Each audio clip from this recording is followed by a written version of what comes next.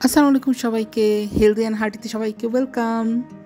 আজকে খুব মজার একটা পিঠা বানাচ্ছি, মাংসের মশলা পিঠা। এই পিঠাটা বানানোর জন্য আমি একা বানাতে কষ্ট হয়, তাই আমার হেল্পিং হ্যান্ড আমার খালাকে বললাম আমাকে রুটিগুলো বানিয়ে দিন। আর ঝুরা মাংস দিয়ে এটা করা হয়। রুটি বানিয়ে দেওয়ার পর আমি রুটিগুলোকে সুন্দর করে সমুচা স্টাইলে পিঠা বানিয়ে নিলাম।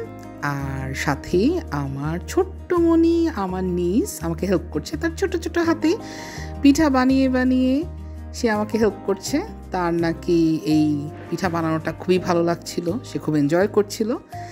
আর আমিও তার ছোট হাতের কাজ দেখে খুবই মজা পাচ্ছিলাম। সে একটা ছোট্ট হার্ট বানায় আমার জন্য, এই যে ছোট্ট একটা হার্ট বানায় আমার জন্য।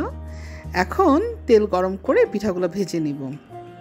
তেলটা গরম করে চুলার আঁচটা একদম কমিয়ে পিঠাগুলো অনেকক্ষণ ভাজতে হয়। এই পিঠাটা হালকা ভেজেও আপনি ডিপ ফ্রিজে অনেক দিন রাখতে পারবেন। পরে যখন খেতে ইচ্ছে হবে আবার একটা ভাজা দিয়ে আপনারা খেতে পারবেন। পিঠাটা খেতে খুবই সুস্বাদু। এই তো আমার পিঠা মোটামুটি ভাজা হয়ে গেছে, এখন এগুলো সব উঠিয়ে নিচ্ছি। পিঠার এই ভিডিওটা যদি ভালো লাগে তাহলে অবশ্যই লাইক, শেয়ার অ্যান্ড কমেন্ট করে আমার পাশে থাকবেন। ধন্যবাদ সবাইকে।